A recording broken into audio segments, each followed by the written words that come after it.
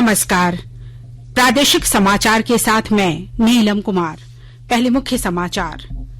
भारत और जापान ने साइबर सुरक्षा, स्वच्छ ऊर्जा और शहरी विकास से संबंधित किए 6 समझौते। प्रधानमंत्री नरेंद्र मोदी ने कहा, जापान करेगा 3,20,000 करोड़ रुपए का निवेश। राज्य में अब एटीएम से बांटा जाएगा राशन। पायलट आधार पर 10 स्थानों पर किया जाएगा अनाज का वितरण। मापतौल में मिल रही गड़बड़ियों पर लगेगी रोक।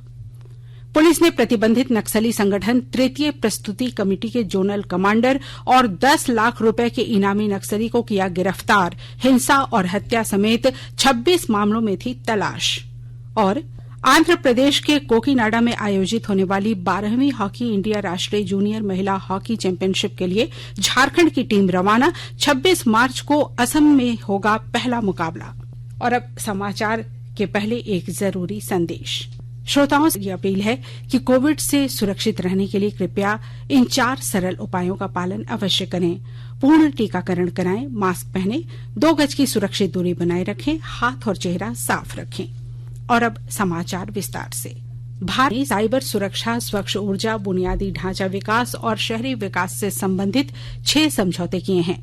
प्रधानमंत्री नरेंद्र मोदी और जापान के प्रधानमंत्री फुमियो किशिदा के बीच नई दिल्ली में 14वें भारत जापान शिखर सम्मेलन के दौरान इन समझौतों पर हस्ताक्षर किए गए। श्री किशिदा के साथ संयुक्त संवाददाता सम्मेलन में श्री मोदी ने कहा कि जापान अगले 5 वर्षों में भारत में 3,20,000 करोड़ रुपए का निवेश करेगा। Mumbai Ahmedabad high speed rail project में अच्छी प्रगति हो रही है। दोनों देश इस पर वन टीम वन प्रोजेक्ट की अप्रोच के साथ काम कर रहे हैं। यह प्रोजेक्ट भारत जापान पार्टनरशिप का एक बेहतरीन उदाहरण है।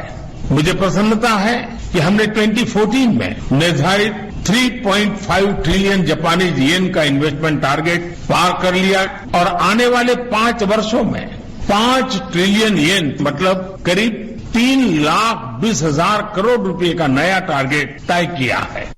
प्रधानमंत्री ने कहा कि नए वैश्विक परिदृश्य में दोनों देशों की साझेदारी का महत्व और बढ़ गया है। विश्व अभी भी कोविड-19 और उसके दुष्प्रभावों से जूझ रहा है। वैश्विक इकोनॉमिक रिकवरी की प्रक्रिया में अभी भी अड़चनें आ रही हैं। जियोपॉलिटिकल घटनाएं भी नई चुनौतियां प्रस्तुत कर रही हैं। इस संदर्भ में भारत जापान पार्टनरशिप को और गहन करना सिर्फ दोनों देशों के लिए ही महत्वपूर्ण नहीं है। इससे इंडो पैसिफिक क्षेत्र और पूरे विश्व के स्तर पर भी पीस, प्रॉस्पेरिटी और स्टेबिलिटी को प्रोत्साहन मिलेगा। हमारा आपसी विश्वास, हमारे सिविलाइजेशनल टाइज, डेमोक्रेसी, फ्रीडम और रूल ऑफ लॉ जैसे हमारे साझा मूल्य हमारे संबंधों के मूल में है, उन्हें शक्ति प्रदान करते हैं। प्रधानमंत्री ने कहा कि सतत आर्थिक वृद्धि का लक्ष्य प्राप्त करना और जलवायु परिवर्तन की समस्या से निपटना आवश्यक है। प्रधानमंत्री नरेंद्र मोदी और जापान के प्रधानमंत्री फुमियो किशिदा ने परमाणु केंद्रों की सुरक्षा को महत्वपूर्ण बताते हुए अंतर्राष्ट्रीय परमाणु ऊर्जा एजेंसी के सक्रिय प्रयासों का उल्लेख किया। दोनों देशों के शीर्ष नेतृत्व ने क्वाड देशों के रचनात्मक कार्यों, विशेषकर कोविड वैक्सीन, उभरती प्रौद्योगिकी, जलवायु परिवर्तन, बुनियादी ढांचा सहयोग, साइबर सुरक्षा, अंतरिक्ष और शिक्षा क्षेत्र के लिए कार्यों की सराहना की। केंद्रीय गृह मंत्री अमित शाह ने कहा है कि जम्मू कश्मीर में अनुच्छेद 370 निरस्त किए जाने के बाद सुरक्षा बलों ने पाकिस्तान समर्थित आतंक पर निर्णायक नियंत्रण कर लिया है। जम्मू में कल केंद्रीय रिजर्व पुलिस बल के स्थापना दिवस समारोह में श्री शाह ने कहा कि जम्मू कश्मीर में लोकतंत्र लौट आया है और भ्रष्टाचार मुक्त प्रशासन के माध्यम से समावेशी विकास हो रहा है। श्री शाह ने कहा कि वर्ष 2014 में श्री नरेंद्र मोदी के प्रधानमंत्री बनने के बाद जम्मू कश्मीर की स्थिति में बड़ा बदलाव आया है। श्री शाह ने जम्मू कश्मीर में 33,000 करोड़ रुपए से अधिक का निवेश सुनिश्चित करने की उपलब्धि का भी उल्लेख किया। उन्होंने कहा कि जम्मू कश्मीर में जल्द ही 7 नए मेडिकल कॉलेज और 2 एम्स काम करना शुरू कर देंगे। श्री शाह ने सुरक्षा बलों, जम्मू कश्मीर पुलिस और खुफिया एजेंसियों के वरिष्ठ अधिकारियों के साथ केंद्र शासित प्रदेश की सुरक्षा स्थिति की भी समीक्षा की। राज्य में राशन वितरण के दौरान मापतौल में मिल रही गड़बड़ियों की शिकायत पर रोक लगाने के उद्देश्य से एटीएम द्वारा अनाज बांटा जाएगा। इसके तहत पायलट आधार पर राज्य के 10 स्थानों पर अनाज का वितरण होगा। खाद्य नागरिक आपूर्ति और उपभोक्ता मामलों के विभाग के निदेशक दिलीप तिर्की ने बताया कि राज्य सरकार के इस कदम का उद्देश्य लाभार्थियों को खाद्य पदार्थों की निर्बाध डिलीवरी करना है। साथ ही सार्वजनिक वितरण प्रणाली पीडीएस का आधुनिकीकरण भी इसका लक्ष्य है। उन्होंने बताया कि विभाग द्वारा अनाज एटीएम की आपूर्ति, स्थापना, रखरखाव और संचालन के लिए एजेंसी की तलाश की जा रही है। विभाग की योजना उन प्रमुख शहरों में 10 अनाज एटीएम स्थापित करने की है जहां उसके पास खाद्य भंडारण, गोदाम और उच्च प्रवाह वाली पीडीएस दुकानें हैं। सरकार पायलट प्रोजेक्ट की सफलता के आधार पर धीरे धीरे राज्य के अन्य क्षेत्रों में एटीएम स्थापित करेगी। राष्ट्रव्यापी कोविड टीकाकरण अभियान के तहत अब तक 181 करोड़ 21 लाख से अधिक टीके लगाए गए हैं। स्वास्थ्य मंत्रालय ने बताया कि कल 15,34,000 से अधिक टीके लगाए गए। कल 1,700 लोग संक्रमित हुए। इस समय देश में 26,000 से अधिक रोगियों का उपचार किया जा रहा है। कल 3,000 से अधिक मरीज ठीक हुए। स्वस्थ होने की दर 98.74% है। केंद्रीय सड़क परिवहन और राजमार्ग मंत्री नितिन गडकरी ने इथेनॉल, मिथेनॉल और जैव डीजल, इलेक्ट्रिक तथा हरित हाइड्रोजन को भविष्य बताते हुए कहा कि भारत और ऊर्जा आयातक की बजाय ऊर्जा निर्यातक बनना चाहिए। मुंबई में आज भारतीय चीनी और इथेनॉल सम्मेलन 2022 को संबोधित करते हुए उन्होंने यह बात कही।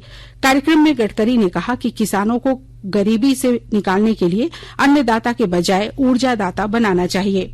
उन्होंने कहा कि ऊर्जा और विद्युत क्षेत्र की दिशा में कृषि का विविधीकरण समय की आवश्यकता है।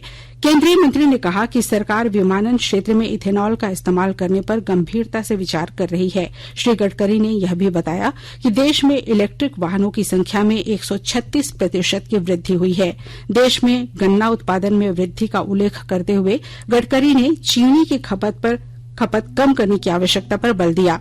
उन्होंने कहा कि इसका इस्तेमाल इथेनॉल बनाने पर किया जाना चाहिए। श्री गडकरी ने कहा कि इस समय गन्ने का उत्पादन बढ़ा है, लेकिन यह स्थिति आने वाले वर्षों में नहीं रहेगी। इसलिए चीनी को इथेनॉल में बदलने का काम तेज गति से किया जाना चाहिए।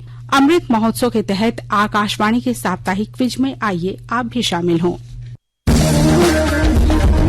आजादी के 75 वर्षों का पर्व अमृत महोत्सव प्रत्येक बुधवार शाम 7 बजे प्रसारित होने वाले प्रादेशिक समाचार के दौरान पूछे गए प्रश्न का सही उत्तर देने वाले एक प्रतिभागी इनाम का हकदार होगा।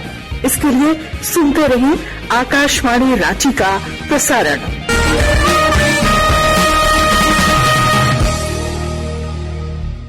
आकाशवाणी के ताजा तरीन समाचारों के लिए आप हमारी वेबसाइट newsonair.com पर लॉग ऑन कर सकते हैं। ताजा समाचार Twitter handle @AIR News Alerts और Facebook page all India radio news पर भी उपलब्ध है। आप प्रादेशिक समाचार एकांश के ट्विटर हैंडल @AIR News _ और फेसबुक, इंस्टाग्राम पेज तथा YouTube channel AIR News Ranchi पर भी हमारे बुलेटिन सुन सकते हैं। प्रादेशिक समाचार आप आकाशवाणी रांची से सुन रहे हैं और अब पेश है कोरोना से बचाव के कुछ संदेश। चलो मिलकर इस शुरुआत करें, चलो एक फैसला आज करें, मास्क नहीं तो टोकेंगे, कोरोना को रोकेंगे, चलो एक इरादा करते हैं, चलो कुछ वादा करते हैं, मास्क नहीं तो टोकेंगे, कोरोना को रोकेंगे। भारत सरकार द्वारा जनहित में जारी।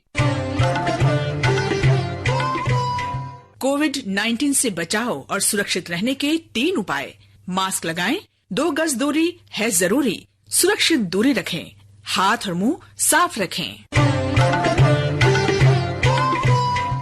प्रादेशिक समाचार में आपका एक बार फिर से स्वागत है। रांची जिले की पुलिस ने तृतीय सम्मेलन प्रस्तुति कमेटी TSPC के जोनल कमांडर और 10 लाख रुपए के इनामी नक्सली भीखन गंझू और उसके एक सहयोगी को गिरफ्तार किया है। रांची के वरीय पुलिस अधीक्षक सुरेंद्र कुमार झा ने आज एक प्रेस वार्ता में बताया कि गिरफ्तार उग्रवादियों के पास से 12,32,270 रुपए, 7 मोबाइल फोन, 2 राउटर, उग्रवादी संगठन के 6 letter pad, 1 laptop, 1 PAN card, एक Aadhaar card, 5 debit card, chequebook, passbook और एक स्कूटी बरामद किया गया है।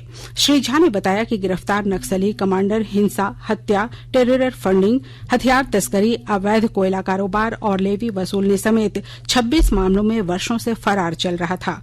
राष्ट्रीय जांच एजेंसी एनआईए ने भी इसकी तलाश की थी। पश्चिमी सिंहभूम जिले के घोर नक्सल प्रभावित इलाकों में तैनात सीआरपीएफ की एक बटालियन को देश में सर्वश्रेष्ठ बटालियन का सम्मान मिला है। विस्तृत ब्यौरा दे रहे हैं हमारे संवाददाता।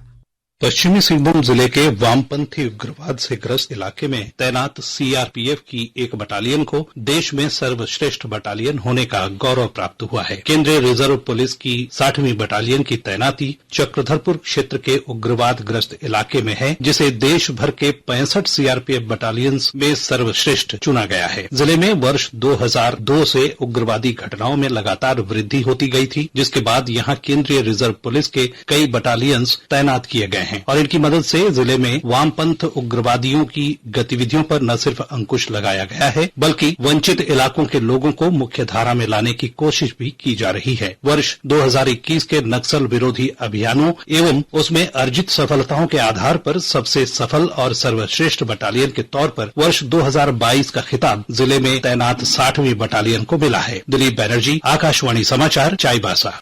दुमका जिले में आंगनबाड़ी केंद्रों और प्राथमिक विद्यालयों के जर्जर हो चुके भवनों को जल्द ही ध्वस्त कर उनकी जगह नए भवन बनाए जाएंगे। पेश है हमारे संवाददाता की एक रिपोर्ट। दुमका जिले में 181 आंगनबाड़ी केंद्रों की जर्जर हो चुके भवन और प्राथमिक विद्यालयों के भी जर्जर हो चुके भवनों को जल्द ही ध्वस्त कर उनकी जगह नए भवन बनाए जाएंगे। जिन आंगनबाड़ी केंद्रों में पेयजल और शौचालय की सुविधा नहीं है, उन्हें चिन्हित कर मई के अंत तक वहां पेयजल और शौचालय की व्यवस्था की जाएगी। इसके लिए समाज कल्याण विभाग की राशि का इस्तेमाल किया जाएगा। पेयजल और शौचालय की सुविधा से वंचित प्राथमिक विद्यालयों को भी जल्द ही इन सुविधाओं से जोड़ा जाएगा। उपायुक्त रविशंकर शुक्ला ने संबंधित विभागों के अधिकारियों के साथ बैठक कर इस बाबत निर्देश दिया। उपायुक्त ने नीति आयोग से प्राप्त राशि से जिले के सभी 10 प्रखंडों में आदर्श आंगनबाड़ी केंद्र बनाने का भी निर्देश दिया। आर.के. नीरद, आकाशवाणी समाचार, दुमका। आंध्र प्रदेश के कोकीनाडा में आयोजित होने वाली 12वीं हॉकी इंडिया राष्ट्रीय जूनियर महिला हॉकी चैंपियनशिप के लिए झारखंड की टीम आज रवाना हो गई। झारखंड का पहला मैच 26 मार्च को असम के साथ होगा।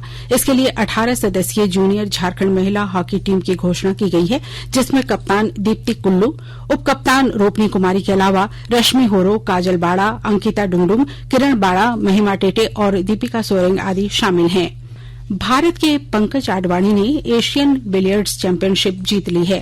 कतर के दोहा में कल आडवाणी ने भारत के ही ध्रुव सितवाला को 6-2 से हराकर 8वीं बार यह चैंपियनशिप जीती। आडवाणी का यह 24वां अंतर्राष्ट्रीय खिताब है। इधर जमशेदपुर में सैफ अंडर 18 महिला फुटबॉल चैंपियनशिप में भारत ने बांग्लादेश को 1-0 से हराकर जीत का सिलसिला बरकरार रखा है। कल भारत का सामना नेपाल से होगा। रांची स्थित राजभवन का उद्यान 2 वर्षों बाद कल से आम लोगों के लिए खोला जा रहा है। कोरोना महामारी के कारण पिछले 2 वर्षों से यह उद्यान बंद था। 27 मार्च तक आम लोग सुबह 10 बजे से शाम 4 बजे तक राजभवन के उद्यान का दीदार कर सकेंगे। राजभवन से मिली जानकारी के अनुसार उद्यान में प्रवेश गेट नंबर 2 से सुरक्षा जांच के बाद दी जाएगी। राजभवन उद्यान को आम लोगों के लिए आकर्षक बनाने के उद्देश्य से राज्यपाल के निर्देश पर 2 कृत्रिम ऑक्टोपस, चिल्ड्रन पार्क, कृत्रिम पहाड़, झरने, मॉडर्न आर्ट गैलरी के साथ साथ राजभवन की दीवारों पर सोहराय पेंटिंग से सजाया गया है। आज विश्व गौरैया दिवस है। इस पक्षी के संरक्षण और इनके बारे में जागरूकता बढ़ाने के लिए प्रतिवर्ष 20 मार्च को गौरैया दिवस मनाया जाता है। इस प्रजाति की संख्या में तेजी से कमी को देखते हुए इस दिवस का महत्व और बढ़ जाता है। इस समय घरेलू गौरैया की प्रजाति लगभग लुप्त होने के कगार पर है। कीटनाशकों के बढ़ते उपयोग, भवन निर्माण शैली में बदलाव और घरों से बगीचे समाप्त हो जाने के कारण पिछले कुछ वर्षों में गौरैया की संख्या तेजी से घटी है। और अब अंत में मुख्य समाचार एक बार फिर। भारत और जापान ने साइबर सुरक्षा, स्वच्छ ऊर्जा और शहरी विकास से संबंधित किए 6 समझौते। प्रधानमंत्री नरेंद्र मोदी ने कहा, जापान करेगा 3,20,000 करोड़ रुपए का निवेश। राज्य में अब एटीएम से बांटा जाएगा राशन। पायलट आधार पर 10 स्थानों पर किया जाएगा अनाज का वितरण। माप तौल में मिल रही गड़बड़ियों पर लगेगी रोक। पुलिस ने प्रतिबंधित नक्सली संगठन तृतीय प्रस्तुति कमेटी के जोनल कमांडर और 10 लाख रुपए के इनामी नक्सली को किया गिरफ्तार। हिंसा और हत्या समेत 26 मामलों में थी तलाश। और आंध्र प्रदेश के कोकिनाडा में आयोजित होने वाली 12वीं हॉकी इंडिया राष्ट्रीय जूनियर महिला हॉकी चैंपियनशिप के लिए झारखंड की टीम रवाना। 26 मार्च को असम से होगा पहला मुकाबला। इसके साथ ही आकाशवाणी रांची से प्रादेशिक समाचार का ये बुलेटिन समाप्त हुआ। नमस्कार।